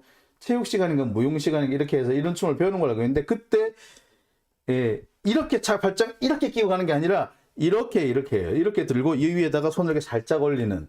예, 그렇게 해서 하는 거 이걸 팔짱이라고 얘기를 하는 건데 이 천박한 것들은 팔짱을 꼈다 그러니까 이렇게 낀 것처럼 지금 오늘 국회에서 옛날에 마크롱 대통령하고 김정숙 여사가 팔짱 꼈다는 거 말하는 거는 그런 수준을 말하는 겁니다. 예. 설명 혹시 아십니까? 예. 자, 그런 건데, 예. 그것도 더군다나 그거를 사진도 제시를 못했어요. 사진도 제시 못하고 그런 적이 있지 않냐는 식으로 얘기하는데, 그 팔짱하고 이 팔짱하고는 격이 다른 거예요. 도대체 어디다 비교를 해? 어디다 비교를? 그리고 심지어 옛날에 바이든이 부통령 시절에 우리나라 방문한 적이 있어요. 그때 김정숙 여사가 바이든한테 얘기를 하다가 주변이 시끄러우니까 귀에다 가까이 대고 저기 가까이 얘기한 적이 있어요. 근데 요거를 방향을 잘못 찍으니까 마치 이게 볼에다 뽀뽀하는 것처럼 그렇게 보이는 모양이 있어요. 예. 그 사진을 갖고 와가지고 김정숙 여사 옛날에 뽀뽀하지 않느냐는 식으로 이렇게 하는 놈들도 있습니다. 다 거짓말입니다. 혹시 누가 그런 사진이나 그런 걸 가지고 가짜 뉴스 만드는 놈들이 있어요. 그걸 가지고 또 카톡방에서 가짜 뉴스 많이 퍼뜨리는 사람이 있을 겁니다. 그거 다 거짓말입니다. 제가 다시 설명을 드릴게요.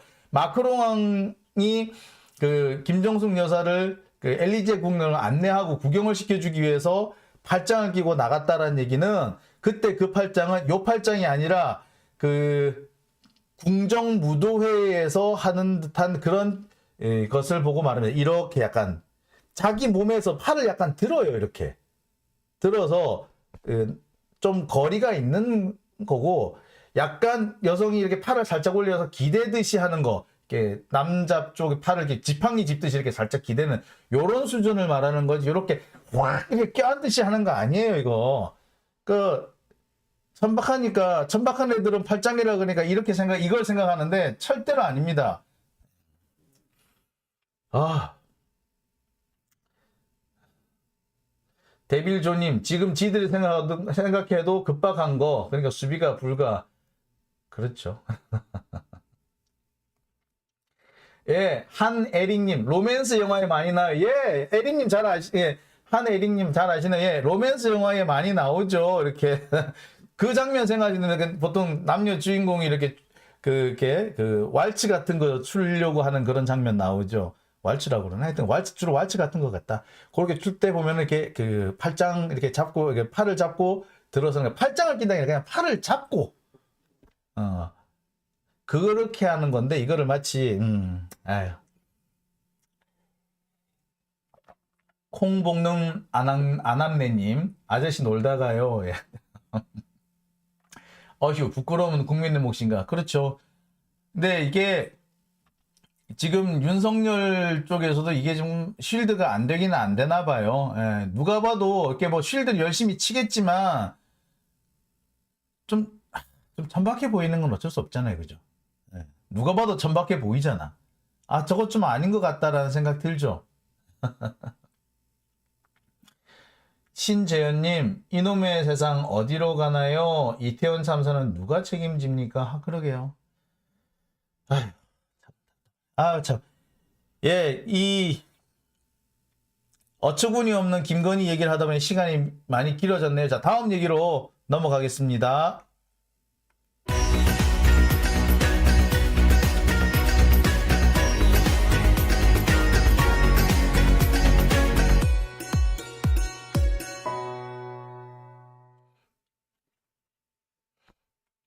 네, 다음 얘기는 기자들 얘기를 좀 안 해볼 수 없을 것 같습니다.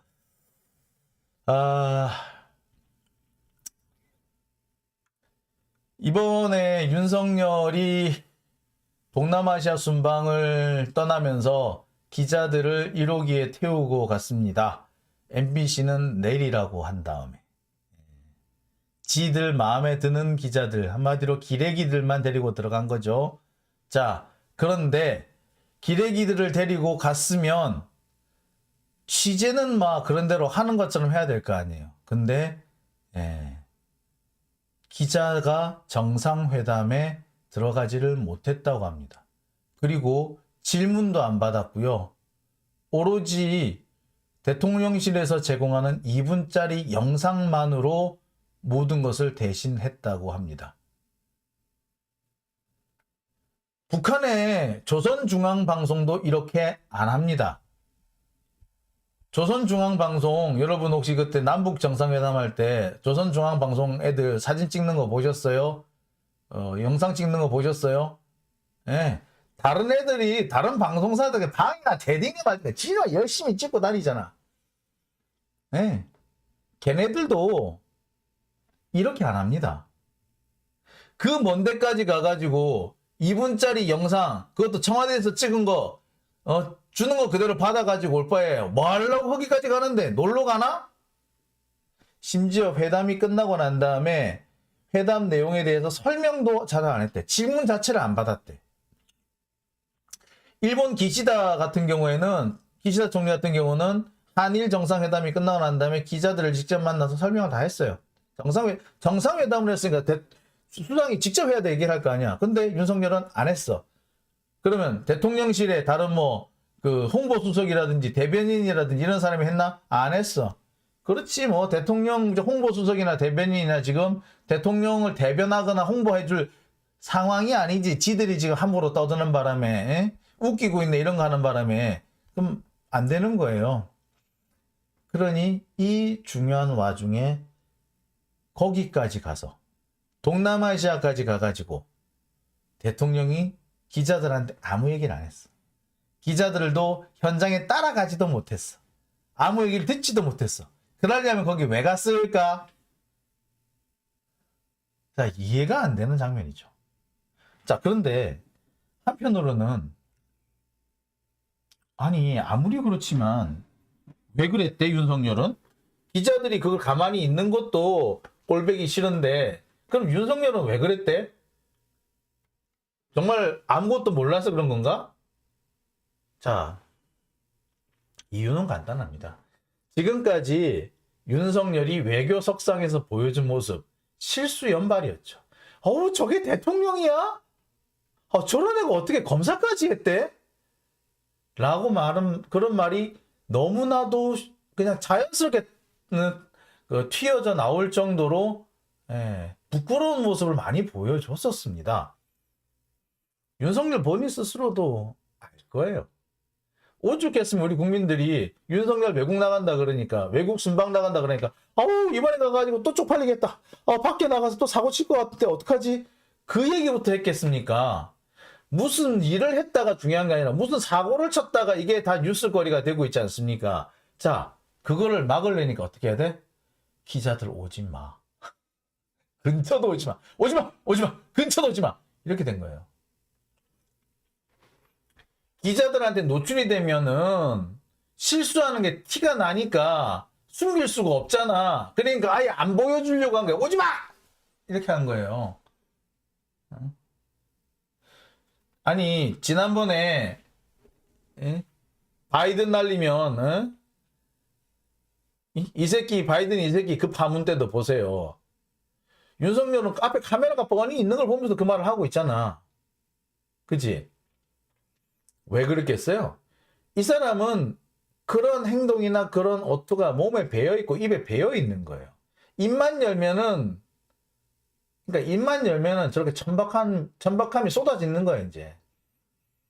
그러니, 입만 열면 천박함이 쏟아지고, 행동만 하면 건들거리고, 누가 봐도 마이너스거든. 이게 기자들 눈에 띄고 카메라에 잡히고 그러면은 아무리 뭘로 쉴드를 칠려 해도 쉴드를 칠 수가 없는 거야. 그러니까 뭘 한다? 막아버리는 거지. 김건희도 지가 정말 캄보디아의 어려운 사람들을 위해서 우리나라의 그 의료진들이 도움을 줄 수 있는 그런 선의를 위해서 그런 데 갔다 가면 기자들 데리고 갈 것이지. 데리고 가면서 캄보디아에 이렇게 어려운 분들이 많이 계신데 우리나라의 이 선진 의료가 이쪽에서 도움을 줄 수 있으면 좋겠다. 여러분들이 그런 점을 좀 알려줘가지고 이분들도 의료의 그 지원을 의료의 혜택을 좀 받을 수 있도록 해달라. 이렇게 했으면은 욕도 안 먹었을 거예요. 그리고 캄보디아도 조금 거시기 해도 뭐 그런 대로 고마워했을런지도 몰라. 그런데 그냥 쑥 가가지고 비공개 일정이라고 그래가지고 지가 가가지고 사진만 쭉 찍고 와갔던 거 아니야. 근데 그 사진이 오드리 헵번하고 너무나도 유사한 포즈를 취하고 있다. 그럼 누가 봐도 아유 이게 장난쳐. 아유 이게 그냥 누구를 진짜 바보로 알고 그런 욕이 나올 수밖에 없는 거잖아요. 그죠?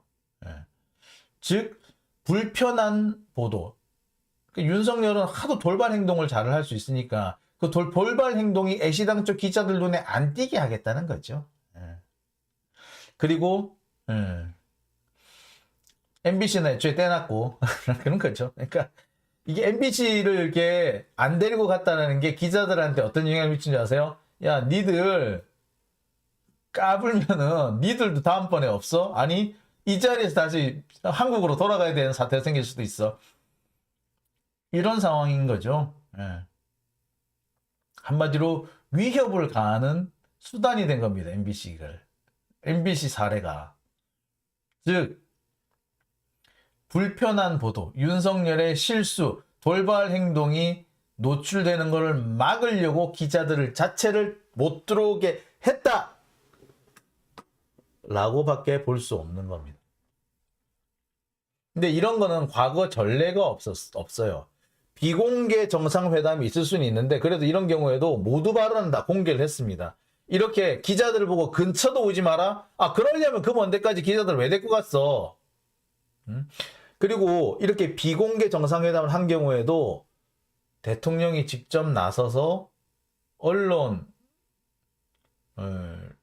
설명을 다 했어요. 이게 오탈자가 났네요. 언론 공개 화면이 아니라 언론의 비공개 화면입니다. 만약에 이제 상황에 따라서 그럴 수도 있지. 정상회담을 하는데 중요한 얘기를 해야 되면은 언론 기자들 나가 계시고 우리가 좀 의논을 하겠습니다. 회담을 하겠습니다라고 비공개하는 경우는 있어요. 하지만 모두 발언은 항상 공개를 했습니다. 그리고 비공개 회담 나중에 끝나고 난 다음에 직접 설명을 다 하는 겁니다. 장관 등이 대신할 수도 있지만 글쎄요. 사후에도 공개 설명을 안 하는 거, 이번에는 대통령이 설명 안 하는 건 물론이고 장관이나 다른 보좌관들이 설명하지도 않았어요. 그리고 이게 이런 게 있습니다. 공개 회담을 하잖아요. 그리고 모두 발언을 공개하잖아요. 이렇게 되면은 대통령이 직접 발언을 해야 되지. 그 다음에 공개 회담을 하게 되면은 대통령이 직접 발언을 하고 발언을 주도하는 모습이 보여지게 되죠. 정상회담을 하니까 대통령하고 얘기를 하는 거 아니야. 그런데 이게 언론에 공개될 때는 이런 모습만 공개가 되죠. 근데 사실 언론에 공개가 안 될 때는 어떻게 된다? 옆에 배석자들이 한마디씩 해줘요. 말을 도와줘요. 그런데 공개적으로 회담을 하는 데는 그렇게 배석자들이 도와주는 모습 보여줄 수가 없잖아. 그러면은 윤석열은 실수를 하겠지요. 그러면 그게 언론에 찍혀서 오온천하에 알려지고 비웃음거리가 되겠죠. 그러니 공개를 안 하는 거예요. 오지 기자도 오지 말라고 하는 거예요. 그리고 비공개를 하는 거야. 장관, 대통령은 옆에서 기직 웃고만 있고 바보처럼, 동네 바보 형처럼 웃고 있고, 장관이나 뭐 이런 보좌관들이 떠벌릴 수 있게끔 그렇게 만들어 놓은 거죠. 그러려는 거예요. 자, 여기서 짚고 넘어가야 될 거 있습니다. 우리나라 국내 언론사들, 이번에 윤석열을 따라간 언론사들, 좀 대답을 좀 해야 될 것 같아요. KBS부터 좀 대답을 좀 합시다. MBC 떼놓고 가서 부자 되셨습니까? MBC 떼놓고 가서 살림 좀 나아지셨습니까? 도대체 그 비싼 돈 들여가가지고 거기까지 뭐하러 갔습니까? 정상회담 취재도 못하는데 내일 던져주는 보도자료, 보도 영상만 가지고 그거 가지고 그걸로 보도할 거면 뭐하러 거기까지 가요? 국내에 있어도 상관없는 거 아닌가? 거기까지 갔다는 것은 현장을 취재하기 위한 거 아닙니까? 근데 현장에 접근조차 못하고 있었다면 거긴 뭐하러 갔습니까? 만약에 문재인 정부 때 이런 일이 있었다면 니들 가만히 있었을 거냐? 아마 쌩 난리를 쳤을걸? 기자가요, 기자 역할을 못하고 돈을 쓰면 도둑놈이에요. 발리까지 가서 정상회담을 취재를 해야지. 발리까지 가서 보도자료만 보고 기사를 쓰면 발리 왜 갔니? 놀러 갔냐? 놀러 간 거밖에 안 되는 거죠. 그죠? 자, 지금이라도 좀 정신 차려주기 바랍니다. 기자 소리 들으려면. 이건 기레기도 아니고 잉여인간이잖아, 잉여. 그냥 잉여야, 잉여. 아유.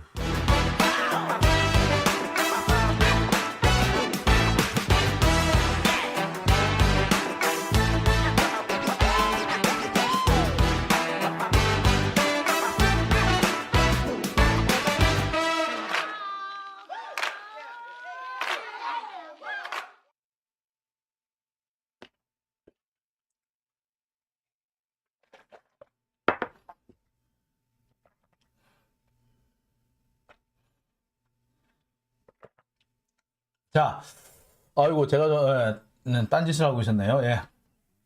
자, 마지막 주제로 넘어가겠습니다. 검찰이 오늘 박영수 전 특검을 기소를 했다고 합니다. 기소를 한 이유는 가짜 수산업자로부터 포르쉐를 받은 것 때문이라고 해요. 박영수가 기소됐다고 하니까 어떤 분들은 윤석열이 박영수를 버리는 건가? 라는 얘기도 합니다. 하지만 저는 윤석열이 박영수를 버리는 게 아니고 윤석열은 여전히 박영수를 구해주기 위해서, 봐주기 위해서 포르쉐를 기소한 거다. 사실은 포르쉐만 기소한 겁니다. 이 사건의 내용이 그래요. 가짜 수산업자로부터 박영수 전 특검이 포르쉐 마칸인가요? 하여튼 뭐 좀 포르쉐 SUV를 받았대요. 공짜로. 근데 이게 차를 공짜로는 받은 게 아니라 하니까 그 렌트카인데 렌트카를 공짜로 빌리고 그 렌트카 렌트비를 수산업자가 내준 걸로 이렇게 돼 있죠. 자, 수산업자. 자, 가짜 수산업자 사건 여기 뭐 연루된 사람이 많죠. 뭐 김무성도 연루됐다 그러고 그다음에 뭐 기자들도 몇 사람 뭐 조선일보 기자 뭐 이동훈인가 뭐 이런 사람도 되고 막 그랬었죠. 그렇게 여러 명이 얽혀있던 그 사건, 그 가짜 수산업자 사건, 그 사건 잘 기억하시죠? 자, 그 사건으로 박영수가 기소된 겁니다. 근데 이거 별로 안 세요. 포르쉐를 받았다면은 이게 억대기 때문에 문제가 되는데 이 포르쉐는 렌트카였어요. 렌트카에 렌트비를 대신 내준 거예요. 생각보다 액수가 크지 않습니다. 그러면은 박영수는 큰 처벌 안 받아요. 집행유예나 벌금형이나 뭐 이 정도밖에 안 나올 겁니다. 크게 문제가 안 나요. 그리고 나중에 또 돌려준 것도 차를 돌려줬을 뿐만 아니라 그 렌트비 일부도 자기가 냈다는 식으로 또 이렇게 해요.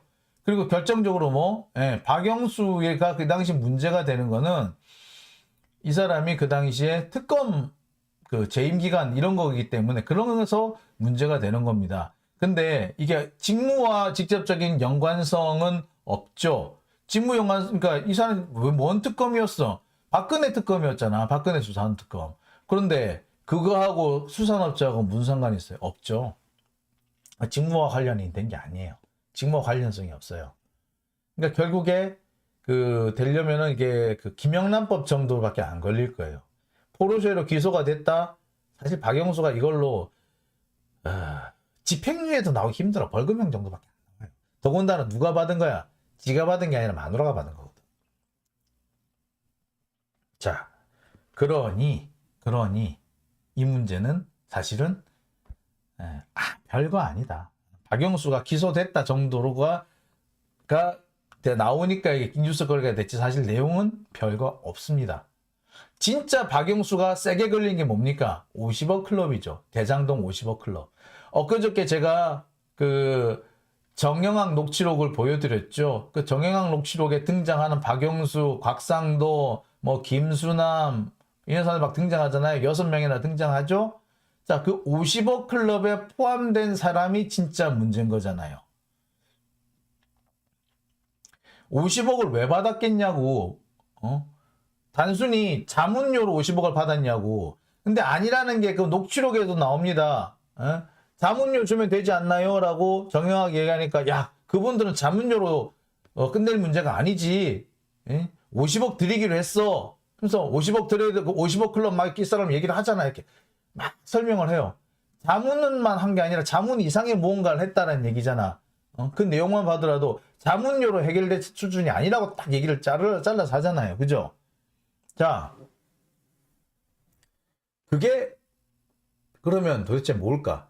박영수는 어떤 역할을 했길래, 대장동에서 어떤 역할을 했길래 50억씩이나 받았을까? 심지어 50억을 받기 위해서 누구를 거기에 꽂아 넣어?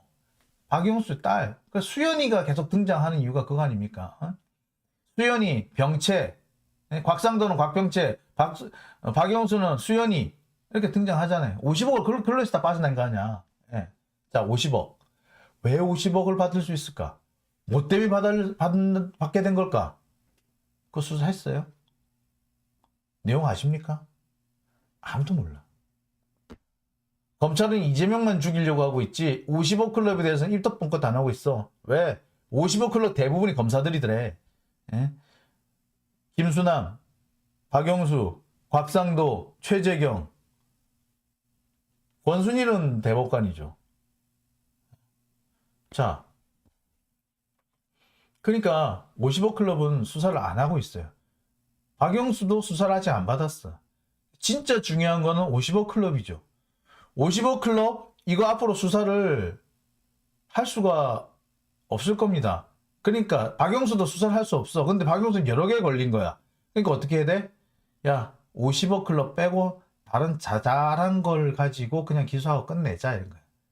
싸게 끊어준 거예요. 쉽게 말해서. 왜? 옛날에 보면 그런 일이 있었어요.